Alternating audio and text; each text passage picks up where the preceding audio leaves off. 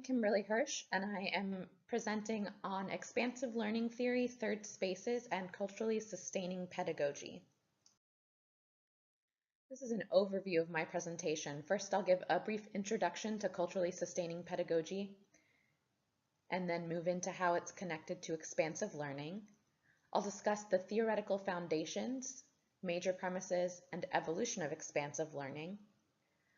Then I'll talk about horizontal learning, the construct of third spaces, and culturally sustaining pedagogy, and how all of these connect with expansive learning. And then I'll offer a conclusion about why expansive learning is an appropriate theory for studying culturally sustaining pedagogy. Culturally sustaining pedagogy is a terminology proposed by Dr. Django Paris. And he proposes this in the tradition of culturally relevant pedagogy and other asset pedagogies that see students' home and community practices as assets to be brought in as resources into the classroom. He proposes that by committing to culturally sustaining pedagogy, educators are actually transforming the object of schooling, which he suggests is at present aimed at producing a monoculture, specifically a white monoculture. And he suggests that culturally sustaining pedagogy will transform education so that the goal will be to perpetuate and foster students' heritage and community practices while still providing them access to those dominant practices that are currently the object. This ties into expansive learning theory, and I'm going to spend the rest of the presentation on how, but I'll just begin with a preview that expansive forms of learning, according to Chris Gutierrez and Patrick Johnson, involve the renegotiation and productive hybridization of valued cultural forms with the new. And that's that combination of heritage and community practices that Dr. Paris is talking about. This kind of combination and transformation is inherent to expansive learning. So now the theoretical foundations of expansive learning. Expansive learning was first proposed by Dr. Ångström. He's a professor of adult education and the director of the Center for Research on Activity, Development, and Learning at the University of Helsinki, as well as a professor emeritus in communication at the University of California, San Diego. He received his PhD in education from the University of Helsinki in 1987. And while he was a student there, coming out of the radical student movement in Finland in the 1960s and 70s, he was very dissatisfied with the then dominant positivist, decontextualized, statistically oriented approach to education and psychology. So he and his fellow students really believed that empirical research should not only describe the world as it is, but should actually lead to direct action that could make the world a better place. And they found these theoretical frameworks, culturally historical activity theory, and believed that those suited this work. So this is the process of the generations of cultural historical activity theory.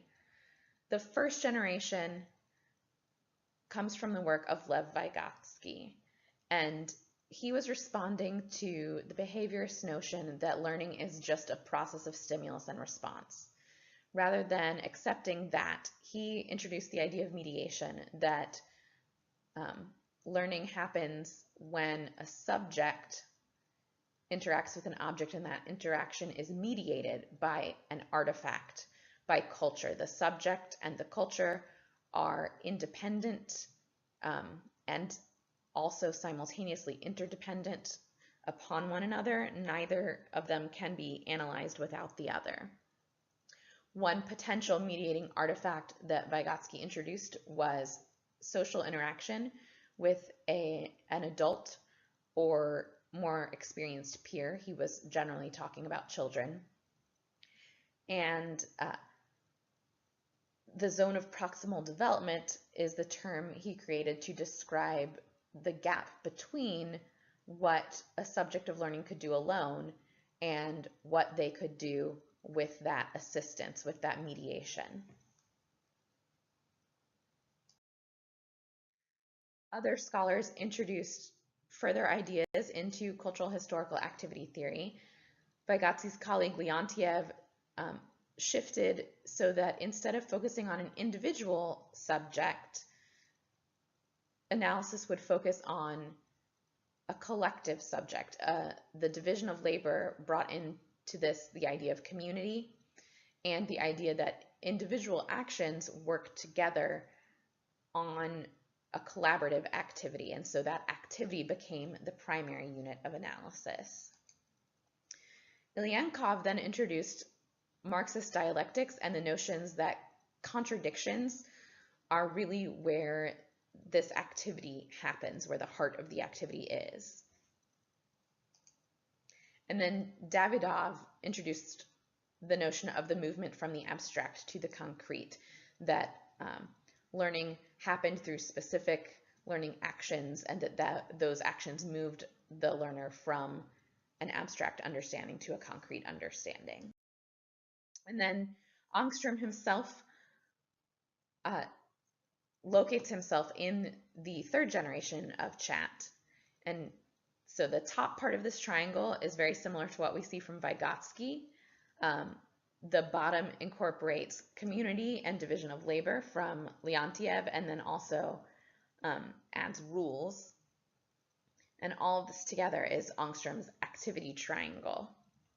All of these different components or dimensions of activity are interacting with each other, and then the contradictions that Ilyenkov brought into play could be between any two components of the activity or between this activity and something external. Other sources that influenced Ångström include Bateson's levels of learning. He's got 3 levels of learning. The first of these is the idea that there's just conditioning that brings you correct answers. The second is you learn from your context, what's appropriate in that context. And then the third is where expansive learning is.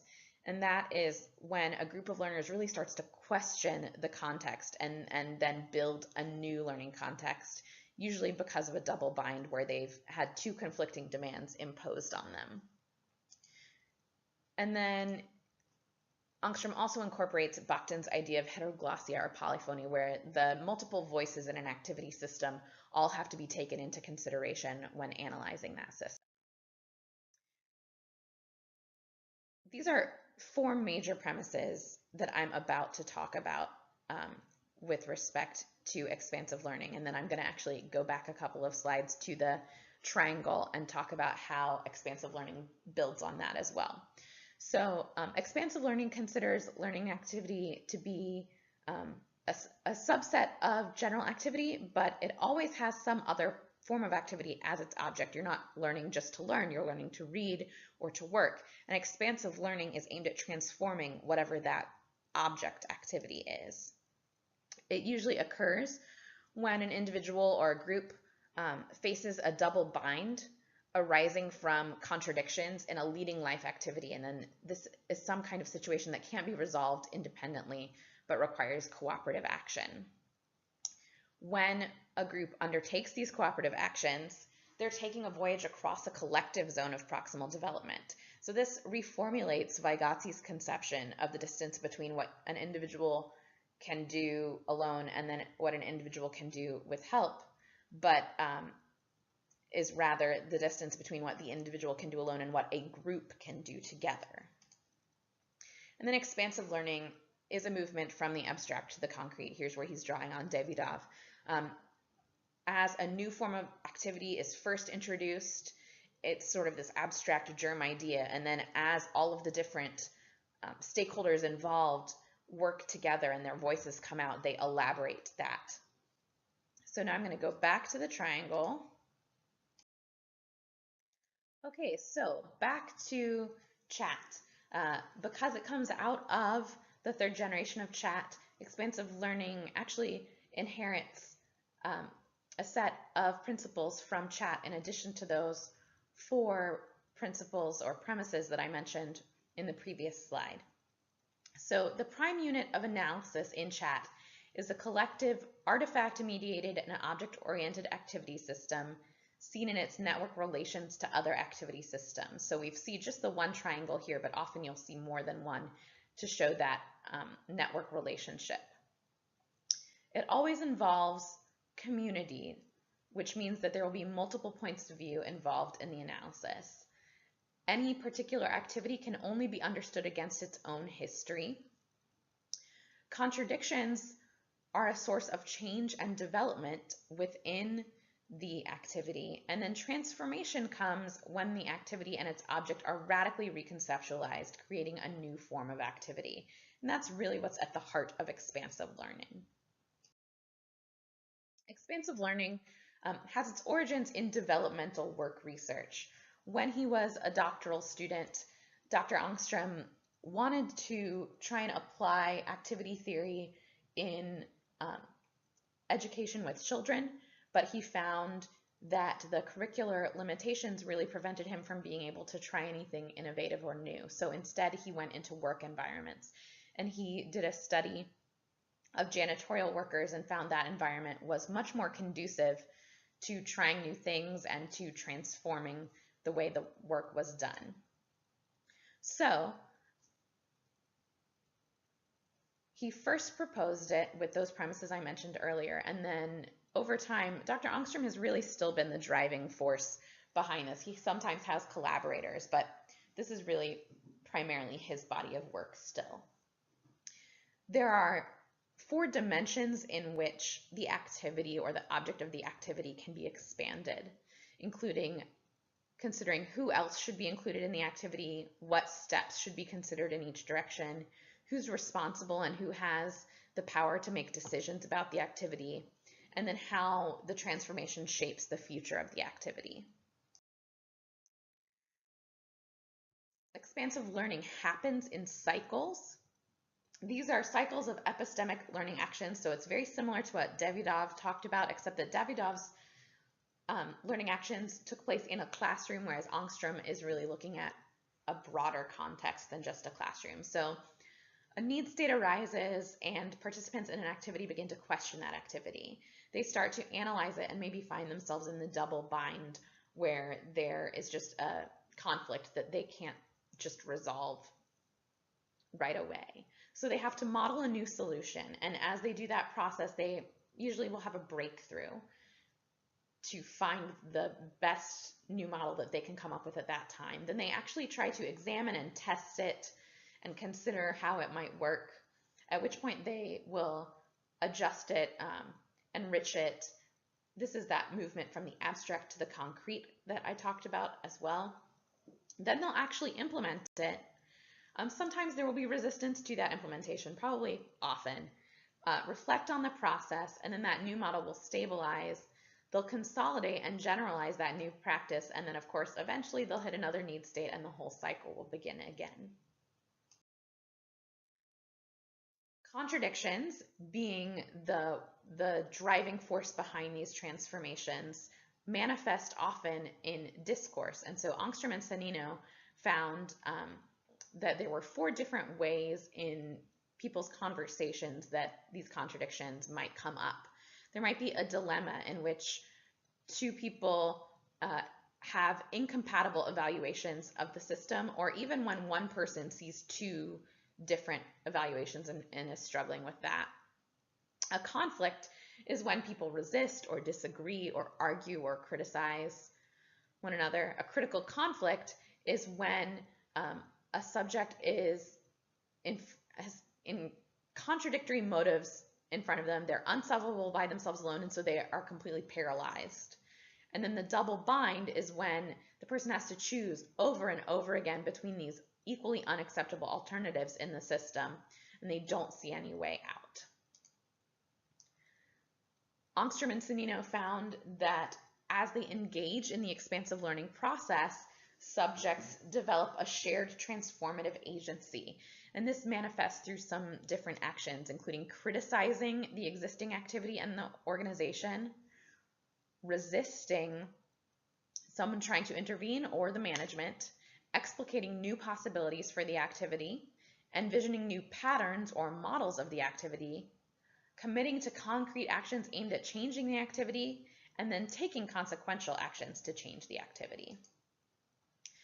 And then lastly, expansive learning is different from many other conceptions of learning because it really embraces a multidimensional view of learning, including horizontal learning. So traditional ideas about learning are that there is this body of knowledge and you come in as a novice and then you proceed vertically to acquire or accumulate more and more until you become an expert.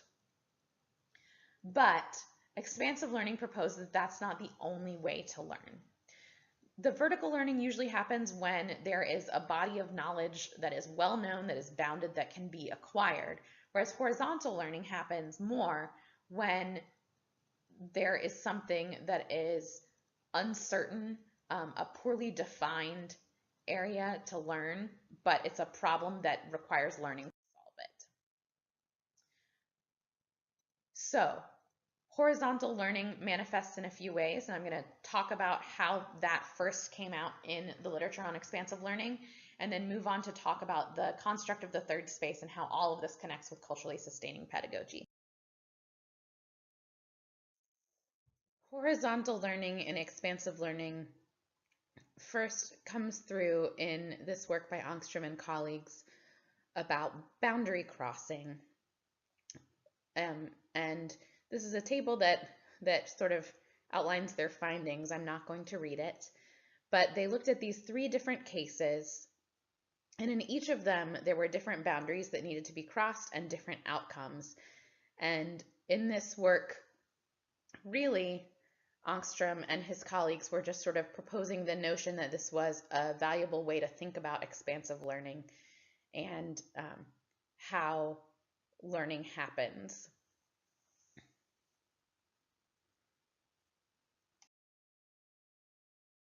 So now I'm going to move on to how this really ties into culturally sustaining pedagogy. And this comes through with the construct of the third space, which was developed by Chris Gutierrez and her colleagues. And this is an idea about how educators can serve students of color better by creating expansive spaces for learning. And I'll get into that more as I go on. So, in this study, Script, Counterscript, and Underlife in the Classroom, James Brown versus Brown v. Board of Education, Gutierrez and her colleagues analyzed the language and classroom interactions between a teacher and his students. And they were really looking at activity and classroom activity as the activity system they were examining, and talk and interaction as tools within that activity. And they found that this classroom teacher had this very monologic script. He had what he was going to say, he came in, he said it, and the students would offer their own counter scripts and he would just sort of silence it or ignore it, ride right over it, and their 2 scripts were not connecting. And the script that the teacher entered with really privileged this dominant discourse and this vertical concept of expertise. And the students, who were mostly students of color, entered the space, and as they created their own counterscript, Gutierrez and her colleagues saw potential for this counterscript to be leveraged for learning, but that is not what the teacher did. So after studying this instance, they proposed that really in order for all the students to participate in classroom activity and learn, the classroom had to become a site where no cultural discourses are secondary. The teacher here was privileging some students and not others, and so this meant that there wasn't full participation in the classroom activity, and so a lot of tools were left on the table. So they suggest that in a third space between the official space set up by the teacher and the unofficial space where the student's counterscript was happening, in the third space, these 2 scripts could intersect, and the curriculum itself could be this boundary object that the teacher and students co-construct, and then they would transform the classroom activity so that it wasn't about this one dominant perspective anymore. But that was sort of their theoretical proposal, having observed this data where that did not happen. So they went on to find examples of times when it did happen. And so they further developed the concept in the piece Rethinking Diversity, Hybridity, and Hybrid Language Practices in the Third Space. And in this one, Gutierrez and a couple of different colleagues define the third space with this definition that really clearly references cultural historical activity theory and expansive learning as an expanded activity in which the object is expanded, the activity is reorganized, and then it creates new opportunities for learning, referring to it as this particular type of zone of proximal development. They kept analyzing language in that classroom and interactions, but this time they focused on a classroom where the teacher was actually taking advantage of that counterscript. So as students brought their interest in language in, she would work with them to bring them into the curriculum. So the students were making fun of each other and using slang to insult each other, and it led to a conversation about sexual reproduction. And these were young elementary schoolers who wanted to learn about this, and it would not normally be part of their curriculum.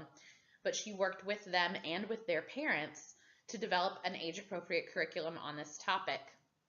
And then as they would bring in expertise about how their families interacted, she would work that into the classroom. And so it radically transformed the class itself and the classroom activity and placed those students really at the center and let them bring that expertise in across the boundary from home to school.